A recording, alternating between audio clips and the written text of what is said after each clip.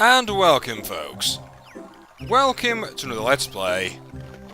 Welcome to the introduction, and if I must say, or if I might say, a very beautiful introduction. Now, before we even get to the title screen, many people will probably know what this game is. Classic music, classic introduction, this is the one, this is the only. The Settlers, the original version, released for the Amiga in 1993. I believe it was also released for the PC at that point, but I was never a PC gamer in those years. Now, I've got a big history of this game. This is some classic retro gaming, and The Settlers is still going strong today. I actually do own as well. I haven't played it yet, I'm just looking at my game collection. I do own The Settlers 7, Paths to a Kingdom. Now, I haven't played that game yet. But for me, this is where, alongside XCOM Enemy Unknown, alongside Civilization 1, this is where my love of strategy games started, and also my love of, I suppose, of like the old school retro gamers started. Because it was from this, well, I learned everything about strategy. Now, I originally owned this game, as I say, for my Amiga 1200. Never played the PC version. From what I understand, as is common with a lot of games from that era, the PC versus the Amiga version destroyed the PC one. Don't get me wrong, obviously nowadays that's totally shifted, but at that point in history, the Amiga was capable of, you know, giving better quality, better sound, blah de blah, than the PC equivalent could. I don't know if you noticed there, but a baker hitting his son on the head in the background. Classic strategy game. Now, I don't really know how I'm going to do a full Let's Play of it. I'm not going to do the missions in it. But, honestly, if you haven't played Settlers, you haven't lived. Now, I was going to point one other thing out. Now, stay calm, ladies. Or gents. But I'm actually recording this topless because it has been that hot over this kind of early spring that I am just roasting. So I've got an ice cold can of cola. I've got some baggy shorts on, my trainers, and we're just chilling, really. And there's the blacksmith. Now, this is clearly the granddaddy of some, you know, a lot of the kind of modern strategy games, really. I played this a lot, Civilization a lot, XCOM Interactive a lot. XCOM Interactive? That's not what it's called. XCOM Enemy Unknown. I was a real strategy gamer back in the day. Let me point out, this game is a pain to get running. It's running on Amiga Forever, which is a really good emulator. It's actually got all the right codes, and you actually have to purchase it, so you know it's updated regularly, and you know it's a good program to have. I keep giving him, you know, a big shout out to Amiga Forever. I'm loving Amiga Forever, basically. Oh, this music, man.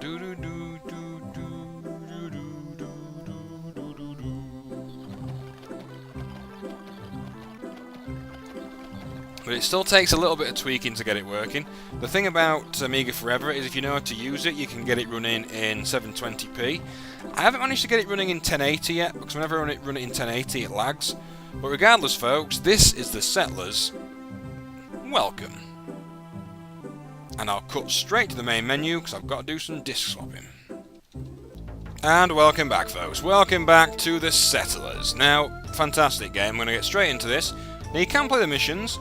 I actually have a few horror stories about this game, in that I was given this actual disc by my uncle Phil, who, for one reason or other, back in sort of the 90s and the Amiga's era, there was a lot of disc copying going on and a lot of kind of bootlegging.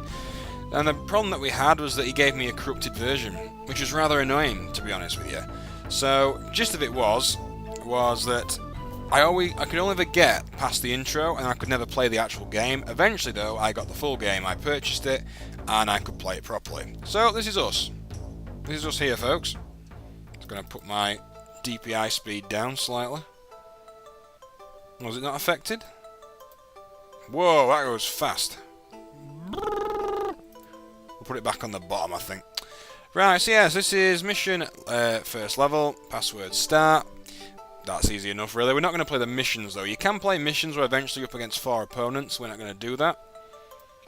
we're going to play a one-player kind of free-for-all type thing. Now, I do forget what each of these actually mean. I'm going to put all mine at tops anyway. So I'm going to take... This guy is known as quite a good warrior. Now, I used to have the book that kind of described what each of the enemies was like, but I can't actually remember. So we're going to put on a massive map size. We're basically going to make all of our enemies half as strong as we are. I have a feeling green means... Green, I think, means resources. Could be wrong. Just bear with me one moment, folks. I'm going to try and see if I can turn down my mouse scroll speed. That's a bit better. Yeah, I've slowed it down a little bit. Right, so we're going to play on a very large map, folks. We're going to get straight into this. So, I'm a bit rusty. That's why I'm playing against some fairly easy enemies. Now, I do know that guy with the sword is our main target because he can cause a lot of problems. He's very aggressive from the get-go. The guy on this guy stockpiles, and this guy's just unpredictable. So I'm not really going to explain too much about the game in general, because you'll pick it up very quickly. You start with a castle, and you have to build a settlement. And you'll see, this is fun. Right, so we're going to choose a place to actually build. We need a place that's got high gold concentration. Right, that's got no gold. This looks like quite a nice area. Because any place where there's minimum gold, though. We need places with gold. Minimum again.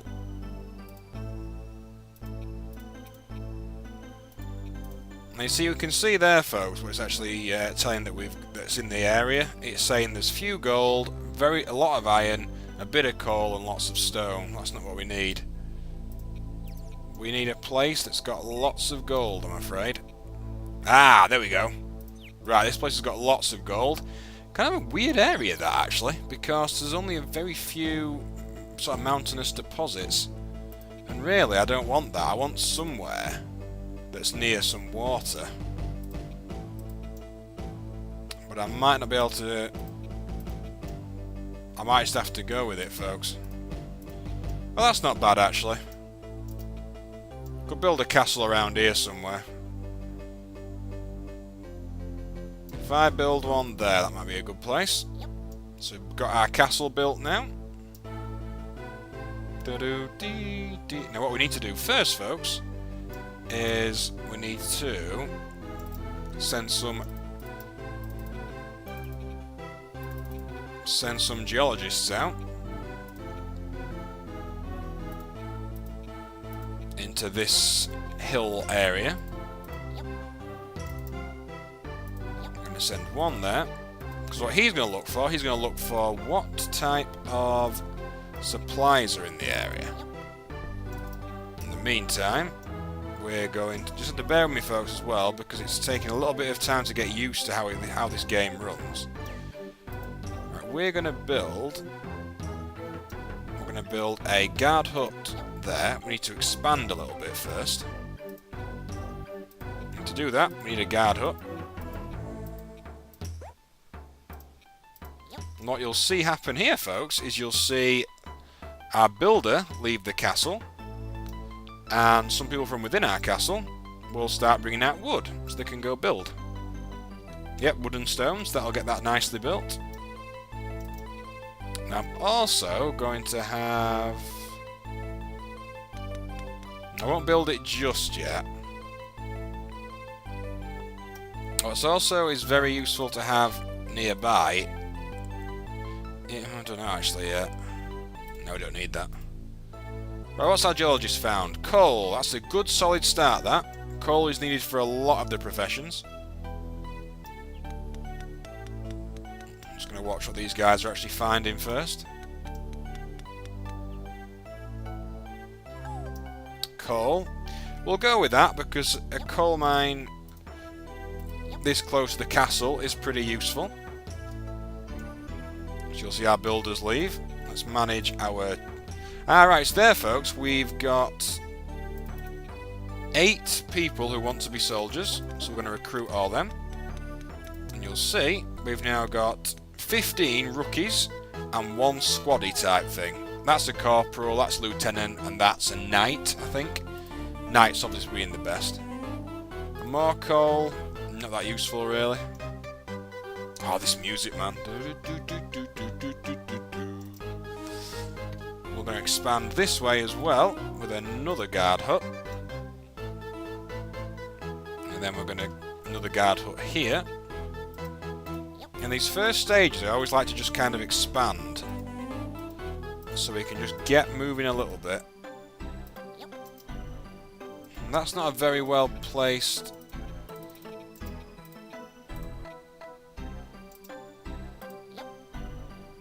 That's not really that's not very good at all, really. I'm gonna cut that, I think. Not the most brilliant constructed road system there, but no matter. Here, we're going to build another guard hut. Now you can see, folks, that you also have these castles, which mean you can build something bigger. Now those are very important, but there's not much point building them just yet. Some of these things are very important. Tool shop, tool builder. They process logs. They make gold, that's a bakery, that's an ironworks, I think, that's an armory, that's a butcher. They've all got a good use, really. That's a farm that breeds pigs, that's a farm that breeds hay. So, you know, lots of important things there, folks, but there's not much point going for them just yet.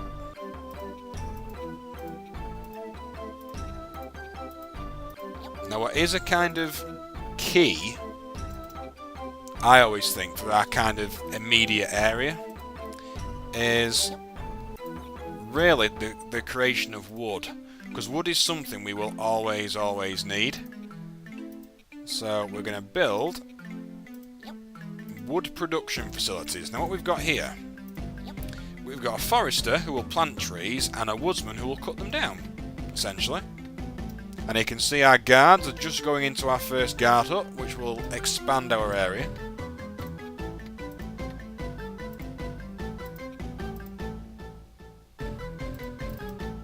I'm going to actually move. Let's send that round that way. Wait for it. Boom. So there we go, folks. Our territory's expanded a little bit there. Now I'm going to build here another guard hut there.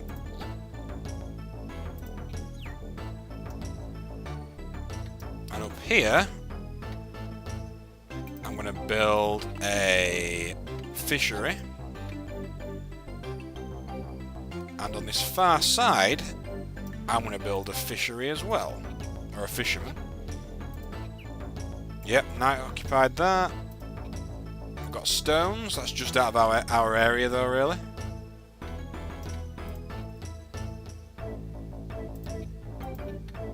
Alright, now our enemy has built up rather quickly to our south. That's alright.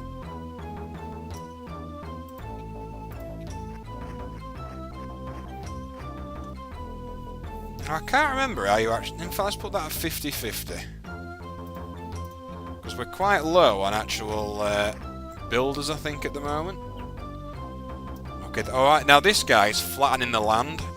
Now a builder can go out. Okay, that's good. Now I'm always very, very picky about this. Depending on how far your guard huts are from the front line, you can either have them, like for example, these ones, because they're miles from the front line, they will, most of the time, have only one person in it. But what I do is I prefer to be on full readiness. So I would always like everyone to have the maximum amount of guards it can have in at one time. That's just how I roll. Now we need a fisherman, because that's another way of getting food. Second coal mine, not particularly that useful at the moment. It's taking a while to get things built, but that's because I had it set to full soldier production.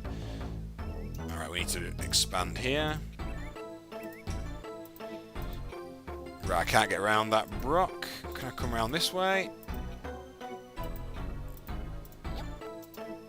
That's a kind of a bad place there. That's a bit better, I suppose. Yeah, that'll do.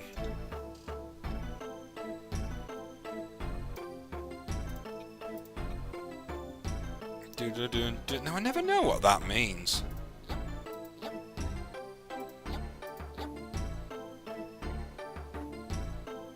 See, I can't remember what a lot of this actually means, folks.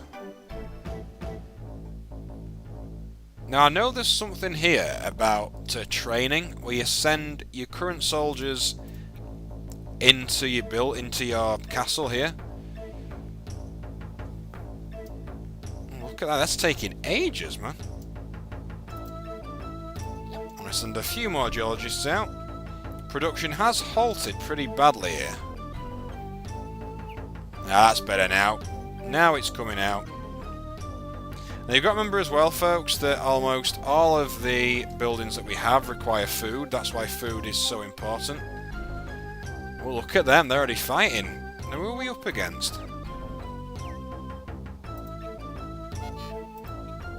Ah, we're up against the... Now, he's probably not the... That's not bad, actually, being up against him. No, we've got coal, thank you. Now, that miner is waiting for food, and I can see one bit of fish there, which will be going to him so he can actually work. He won't work without any food, though, folks.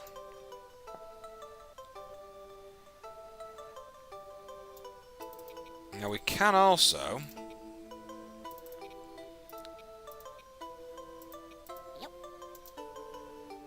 We can have waterways. Like that. And the other thing is that we'll have to have a ground route here. Because...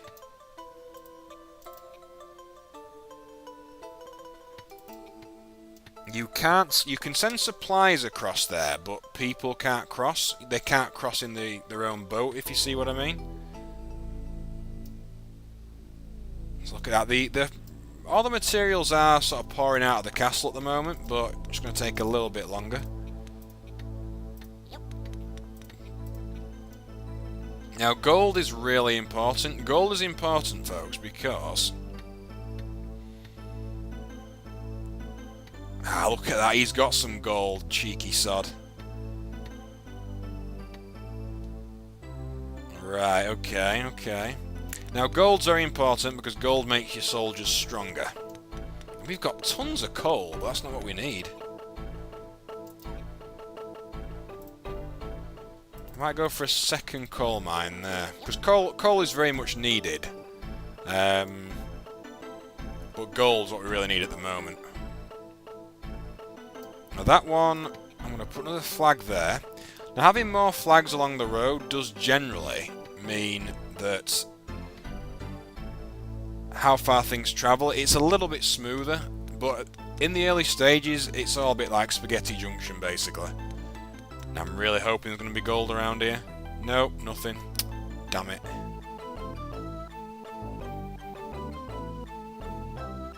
So I'm going to actually have this area, I think, as our main forest, maybe. Okay, that place is waiting for stones. So once they've got the wooden structure up, folks, you need to wait for the stones to appear as well. Come on, please be gold. Please be gold. Oh, it's all dud. Funk.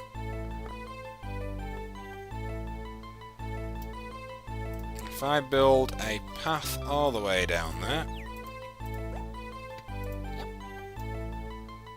Now what will happen is the actual builder will walk all the way along here, but the supplies will probably be carried across in a boat. And have we got any boats in our... Yep, we've got 10 boats. Food's doing... Okay, ah, look, there's our miner working. He's nicely got a lot of food though, still be working for a bit. That's good to see. You can already see he's bringing coal out of the mine. Ah, good, that guard hut is under construction. So we are in a point at the moment where, really, It is going to be messy, because it's all about expanding. But I always like to have an area where I can always just have a good supply of wood coming in. And that's what this area is going to be. Forester, woodsman, and a lumber mill, I think that is.